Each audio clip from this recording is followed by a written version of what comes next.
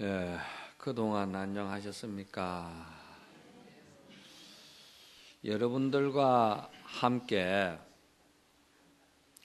이 대방강불 하은경 용수보살 약창계를 강의해 온 지도 제법 오래됐습니다. 오늘이 이제 그 용수보살 이 약창계를 마지막 이제 정리하는 부분이 되겠습니다. 사실 그동안에 대방강불 하은경 그 경 제목을 통해서 하은경에 담겨 있는 그 사상과 철학에 대해서도 대략 정리를 해드리고, 그리고 하은경이 위치하고 있는 경전의 그 비중, 그리고 그 구성, 그리고 하은경이 부처님의 팔만정경 가운데 최상의 경전이라는 그런 그 내용과 더불어서 많은 이야기를 해드렸습니다. 그래서 오늘은 이제 그러한 이야기를 오늘은 이제 총정리하는 시간이 되겠습니다. 그래서 오늘은 마지막 그 약창계를 통해서 여러분들이 또다시 하은경 전체의 이 개성을 구성하는 의미라든지 또 전체 다시 한번 정리하는 의미로서 이게 오늘 마무리가 됩니다. 그래서 오늘 이 마무리 하시고 다음 법회에는 여러분들이 또 평소에 열심히 독송하시는 반야심경을 다시 하은경처럼 사상적으로나 교리적으로나 반야심경이 부처님의 경전 가운데 그 경전 발달사로 볼 때 위치적으로나 대단히 그 중요한 공사상에 대해서 또 하은경을 한번 반야심경을 좀 세세하게 좀 여러분들하고 강의를 해볼까 합니다. 그러면은 먼저 시간에 보현보살께서 티끌처럼 많은 이제 대중이 이제 함께 했고, 그 법회에 구름처럼 많이 대중이 모여서 항상 그 비로자나 부처님의 그 법을 우리가 믿고 따르는 그런 그 개송이 있었죠. 그것이 보현보살 미진중 어차법회 운집내 상수비로 자나불, 거기까지 했습니다. 그러면 오늘은 이제 이 아까도 말씀드렸지만은 이 경의 전체적인 구성과 또 법회, 또 그리고 하은경이 가지고 있는 이제 그 품수 39품 이런 것도 이제 마지막 정리가 됩니다. 여러분들이 가지고 계시는 그 같이 한번 독경하도록 합시다. 어련화장생계의 조화장엄 대법륜 시방헌공제생계 역부여시 상설법 6664 급여 3일시민일역부의 세주묘음 열례상 보현산매생계상 하장세계 나열의 명호 사성제 강명각품 명품 영행수 수미정상계 참품 보살 십주 번명품 발신공등 명법품 불성야마 천궁 야마천궁계참품 시팽품녀무진장 불성도솔천궁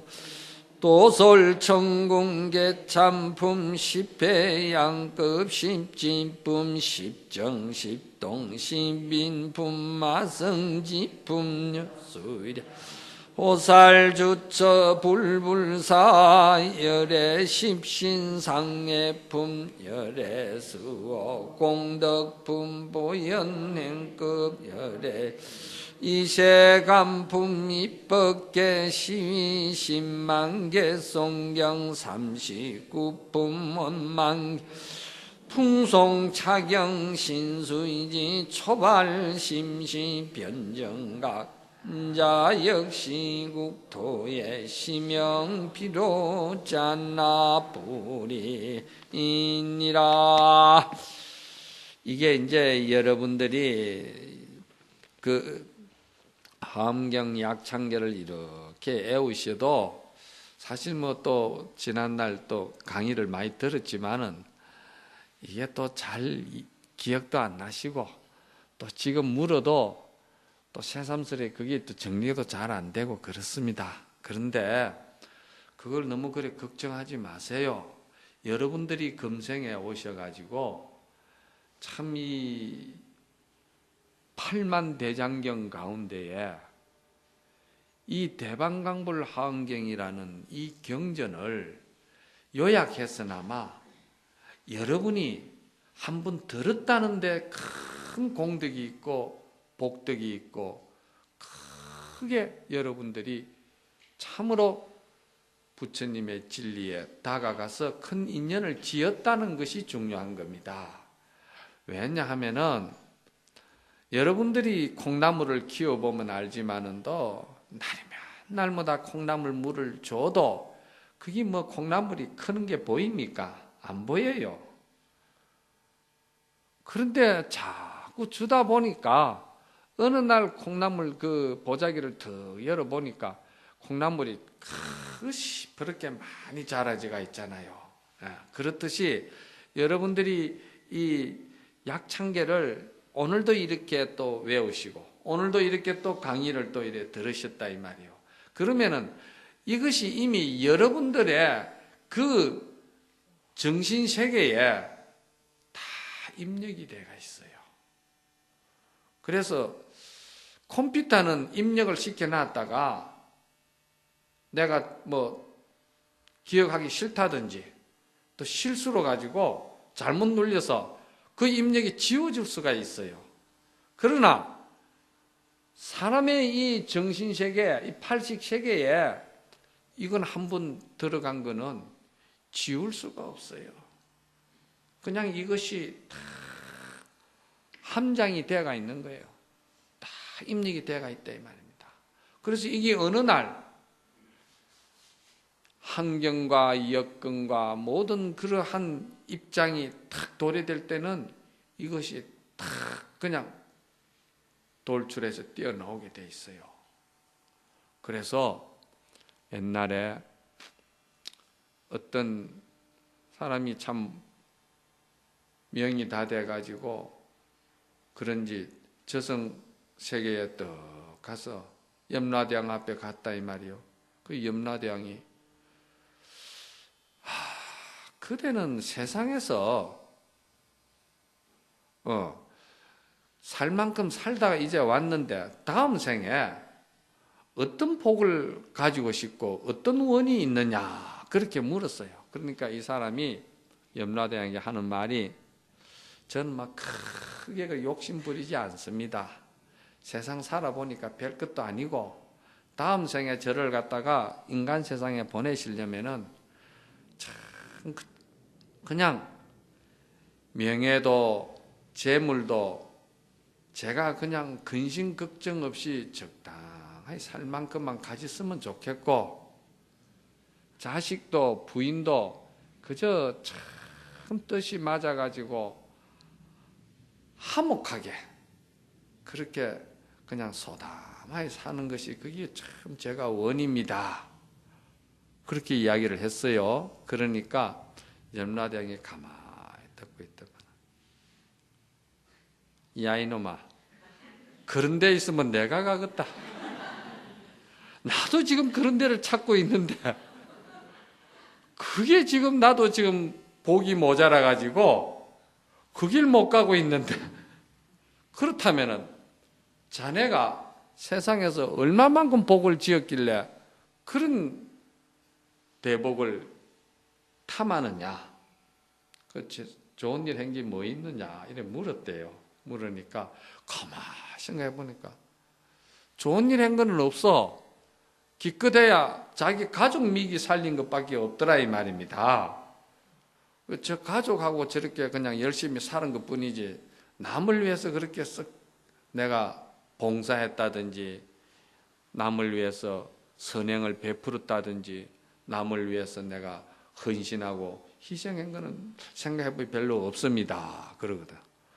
그렇다면 이 사람은 그 대복을 그렇게 욕심을 내가 되겠냐? 그래도 뭐 하나 내세울 만한 거는 없냐? 그러니까 제가 어느 절에를 갔더니 그 대방강불 하은경 용서보살 약창계라는 것이 있어가지고 그거는 제가 잘 애웁니다. 그럼 막 염라대왕이 막 너무 놀래버리는 거야. 아니 그거를 어떻게 그대가 애우느냐?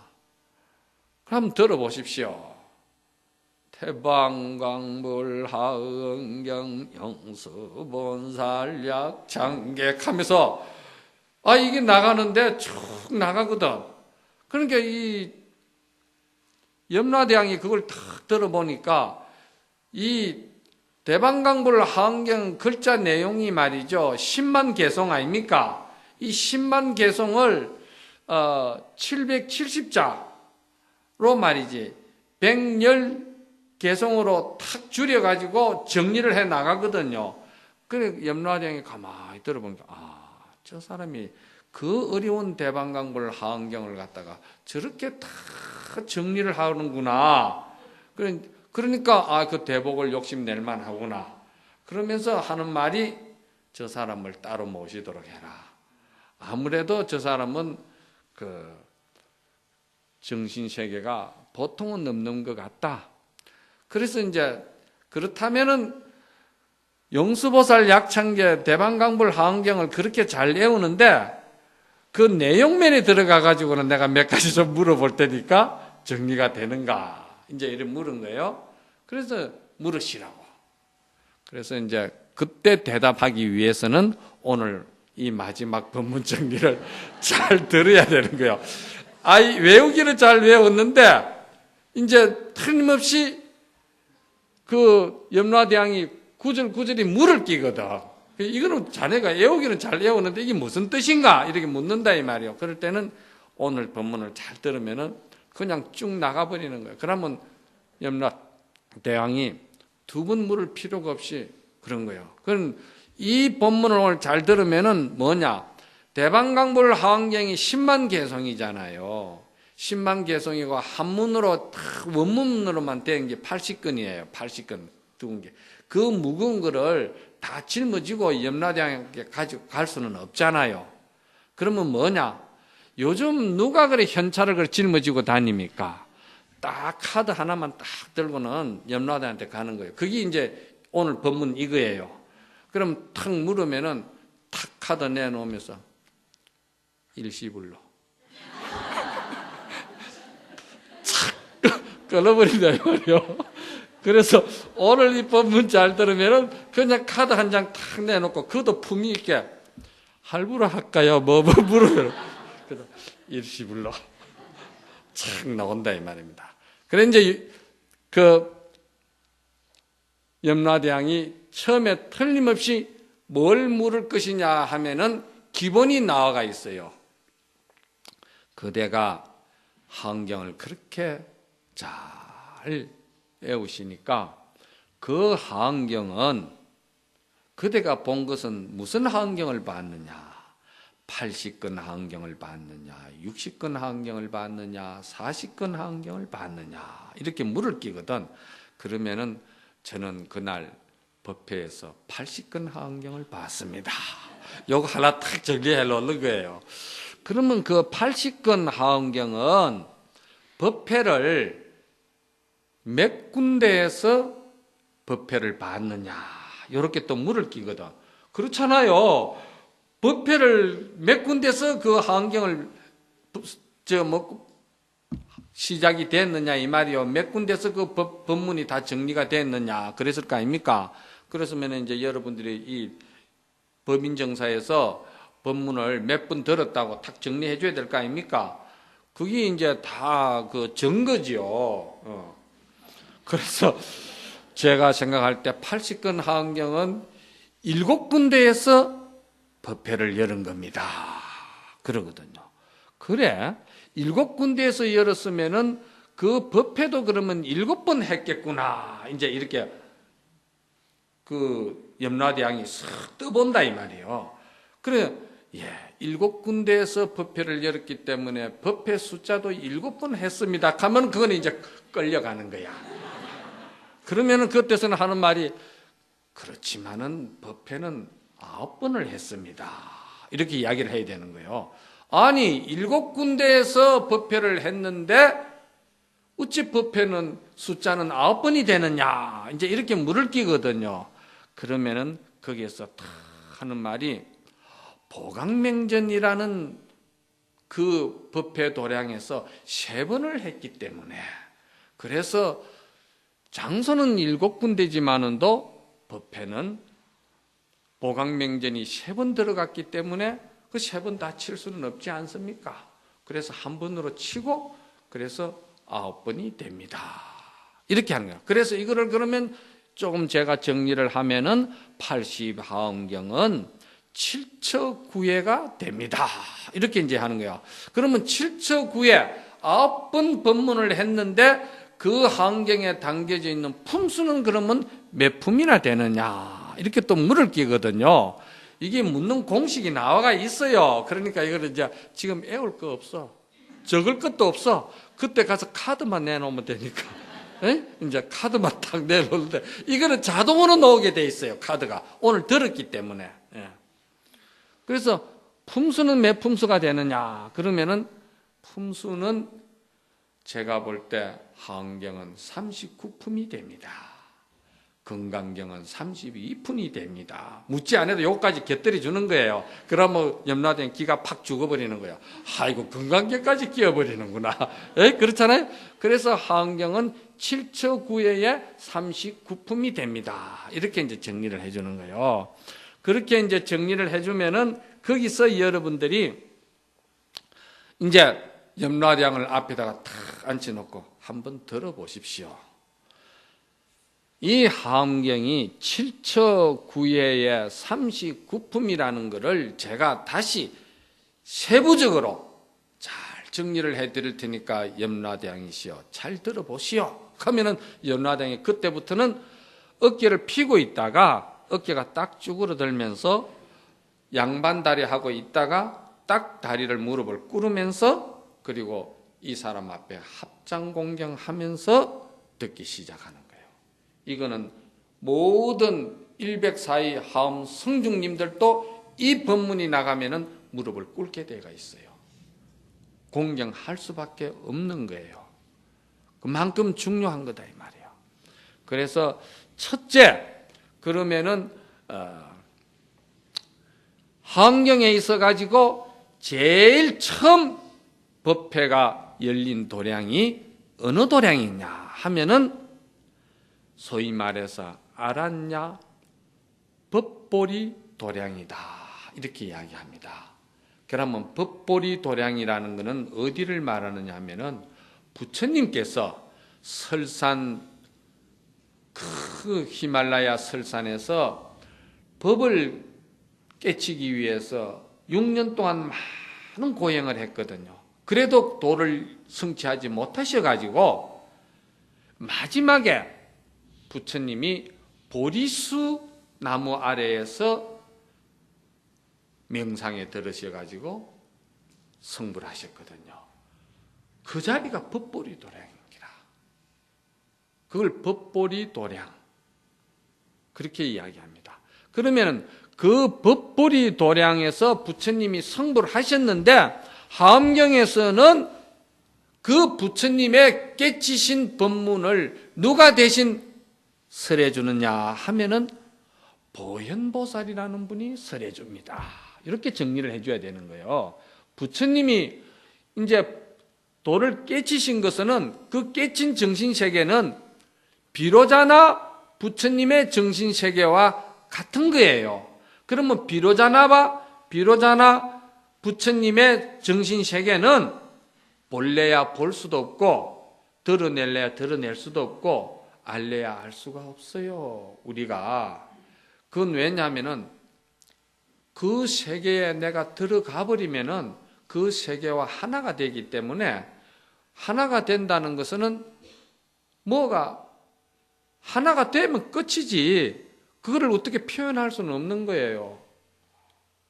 비유를 하자면은 이 천지 세계가 전부 다 광명으로 밝은 광명으로 다 이렇게 두루 다 밝아버리면은 밝다는 말을 할 수가 없는 거예요. 그렇지 않아요? 어디 한쪽이 어두운 구석이 있어야 저기보다는 이것이 밝습니다. 이렇게 말이 성립이 되는데 전체가 다 밝아버리면은 그는 영원히 밝은 것이고 본래부터 밝은 것이기 때문에 밝음 속에서 살면서 이것이 밝다 하는 말이 필요가 없다 이 말입니다. 그래서 처음에 그 덕운 비구를 선제동자가 찾아갔을 때 덕운 비구는 한시 한순간도 묘봉이라는 그 봉우리에서 내려온 적이 없기 때문에 문수보살께서 선제보살에게 덕운 비구를 만나려면